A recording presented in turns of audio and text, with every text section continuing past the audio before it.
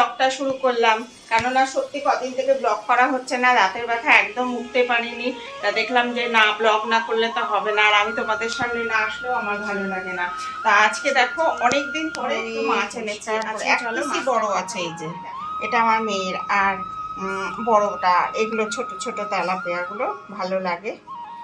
Shortcut রান্নার জন্য একটু টমেটো, শুকনো লঙ্কার গুঁড়ো, পেঁয়াজ কুচি, আলু কুচি আর একটুখানি জিরের গুঁড়ো আর কাঁচা সর্ষের তেল দিয়ে ভালো করে মেখে আগে মাছটা একটু সাঁতলে নিচ্ছি, তাহলে কাঁচা গন্ধটা থাকবে না। মাছ এমনি করে করলে আমার খুব ভালো লাগে, মেয়ের অত প্রিয় না মাছ। আমার মেয়ে এত ছোটো তালাকে আমার খেতে যায় না, বললামই তো সস্তার দিন অবস্থা, সেই দশা আমার মেয়ে তো ঘুম থেকে উঠেছে 11টা। তারপরে ও একটু বেরিয়েছিল বাইরে, আর এদিকে আমার তো দেখতেই পাচ্ছ সারা অবস্থা, ঘর দোরে সব কিছু। আর মাছটা যেহেতু ভাজতে দিয়ে এসেছি, নাড়াচাড়া করছে, আর পাশের ফ্ল্যাটের এক অতিথি এসেছে, দেখতেই পাচ্ছ। অতিথি বলতে পারো, কেননা ও মাছের গন্ধ পেলে মাঝে মাঝে আসে। আর আমার একটু পশু পাখির ওপরে তো দরদ বেশি, তাই জন্য আসলে আর ওকে আমি মানে ফেরাই না। আজকে যেহেতু একটু মাছ আছে তাই একটু ভেজে দিলাম, কিন্তু খেলেও না।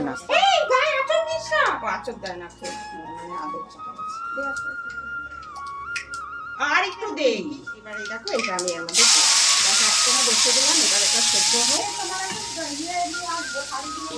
আমার শর্টকাট রান্না, জানো আমার ভালো লাগে। মানে জল দিয়ে এটা একটু ঢেকে দিলাম, মানে এটা শুকোবে, তারপরে মাছটা বিছিয়ে দেবো। চলো চালটাও ছেড়ে নিই, চালটাও ছেড়ে দিলাম, ভাতটাও হতে থাকবে, সাথে মাছটাও, কেননা অনেকটাই বেলা হয়েছে। আর এদিকে আমি ভাবলাম যে ওটা হতে হতে ঘরটা গুছিয়ে আসি, কিন্তু না, হঠাৎ মনে পড়লো কালকে বোনের বাড়ি গেছিলাম, আর আসার সময় নাজনের ডাল কেটে নিয়ে এসেছিলাম, তা সেটা তো আমার রিপ্লেসমেন্ট করতে হবে, নয়তো মরে যাবে ডালটা।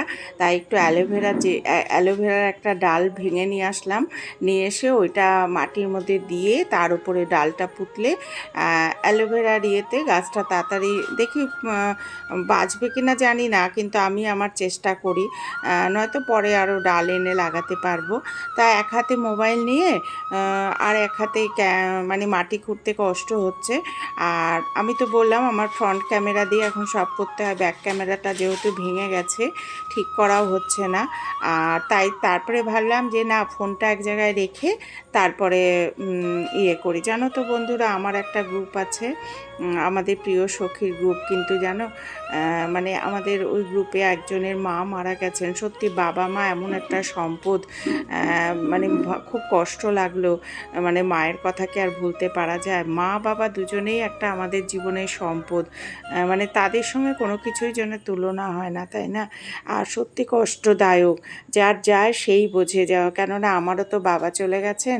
যত দুনিয়ার যত কিছুই করি, কিন্তু বাবার সেই স্থানটা কেউ পূরণ করতে পারবে না। আর বাবার সেই কথাগুলো এখনও যেন কানে ভাসে, বাবার সেই হাসি মুখটা যেন কানের কাছে, মানে বাবার সেই হাসি মুখটা চোখে ভাসে, আর শুধু মনে হয় বাবার জন্য দূর থেকে বলছে কিরে কেমন আছিস। আর সব থেকে কষ্ট লাগে বেশি জানো, যখন মায়ের কাছে যাই, বাবা ধরো ওঠার আগে থেকে বাবা 50,000 বার ফোন করতো যে কিরে কোথায় এলি, প্রত্যেকটা স্টেশনেই বাবার প্রায় ফোন আসতো।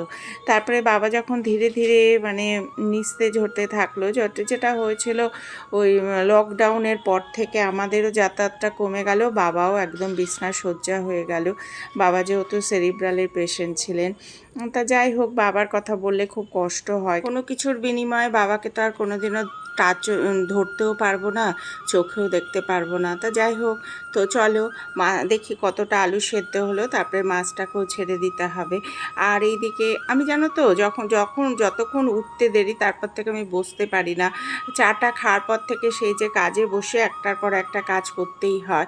তাই এইদিকে চলে এলাম, ওইদিকে কাপড় চোপড়গুলো সব তুলে ফেললাম, তুলে তো ভাবলাম যে যাই, বিছনার অনেক কাপড় হয়েছিল সেগুলো শুকিয়েছে, তা ভাঁজ করে করে সব যার যার জায়গায় রেখে দিতে হবে। তাই জন্য ভাবলাম যে না, আর বসে থেকে লাভ নেই, রান্নাটা ওইদিকে হতে থাক আর আমারও কাজটা এগোতে থাক, তাহলে একবারে স্নান করে চলে আসবো, অলরেডি অনেকটাই লেট। আর এই শোকেসটায় তো তোমরা জানো আমার জিনিসপত্র থাকে, আর এই শোকেসটারই আরেকটা জায়গা আছে, সেখানে মেয়েরটা থাকে।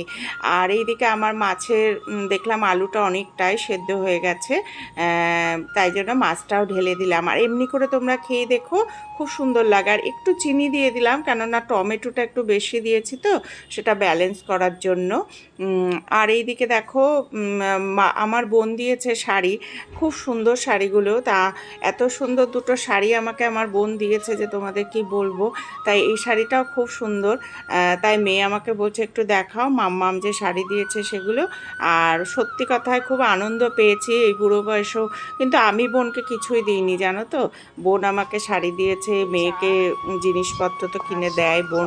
বোন তো সেই বোনের এদের সঙ্গে আমার সম্পর্ক হলো সেই জন্মের থেকে, আমার জন্ম থেকে, কিংবা আমার মেয়েরও সম্পর্ক হলো সেই জন্মের থেকে। তাই এরা এরা এরা তো সব থেকে আপনজন, তাই না? আর এইদিকে দেখো আমি একটু গুড ইভিনিং বন্ধুরা, আর ভালো লাগছিল না, তোমাদের সামনে আর আসতে পারিনি, এত শরীরটা টায়ার্ড লাগছিল। তারপরে চা টা খেয়ে আজকে একটু বেরোলাম পথে। আমি কোনোদিনও আসিনি এইসব ইয়েতে, কিন্তু আজকে একটু ইচ্ছে করলো যে আমিও তো একটা মেয়ের মা, তা চলো যাওয়া যাক, একটু যাই। তা গেলাম, গিয়ে দেখলাম আমার বোন এসেছে, বোনের এক বান্ধবী, সেও আমার বোনের মতন। তারপরে দেখো বাচ্চা বাচ্চা মেয়েগুলো বেরিয়ে এসেছে, আসাটা খুব জরুরি এখানে। তাই আজকে এলাম, আমি তো বললামই এর আগে কোনোদিনও আসিনি, আজকেই প্রথমবার এলাম। আর 11:30তেই চলে গেছিলাম। এসেছিল অনেকেই, আমার বোন পাশেই যে দেখো বোন গেছিলো ডাক্তার দেখাতে, এসেই ও খেয়ে ছুটেছে এখানে। আর তারপরে বোনের বান্ধবী এসেছিলো, তার মেয়ে এসেছিলো, তার হাজব্যান্ড, মেয়ের যে হাজব্যান্ড সেও এসেছিল। সে আসলে খড়গপুরের সাব ইন্সপেক্টর, সেও এসেছিল। সে খড়গপুরে থাকে, তার নতুন বিয়ে হয়েছে, বাচ্চা একটি ছেলে, খুব ভালো, এত সুন্দর ছেলেটা যে বলার নয়। আর এইদিকে দেখো সবাই মিলেই আমরা দাঁড়িয়েছিলাম। আর সত্যি জন্য দাঁড়ানোর সময় মানে অনেক কিছুই মনে পড়ছিল, যেটা তো সব কিছু এই প্ল্যাটফর্মে আমরা শেয়ার করতে পারি না। তা যাই হোক বন্ধুরা, আমরা এমনিভাবেই নয় নীরবে একটুখানি ওদের একটু সমবেদনা জানাই মেয়েটার জন্য, যেই মেয়েটা আজকে চলে গেল আমাদের ছেড়ে। তা চলো বন্ধুরা, আজকে ভিডিওটা আর বাড়াবো না। তোমরা ভালো থেকো, সুস্থ থেকো, সাবধানে থেকো। আর যারা সাবস্ক্রাইব করেছো তাদের অসংখ্য ধন্যবাদ।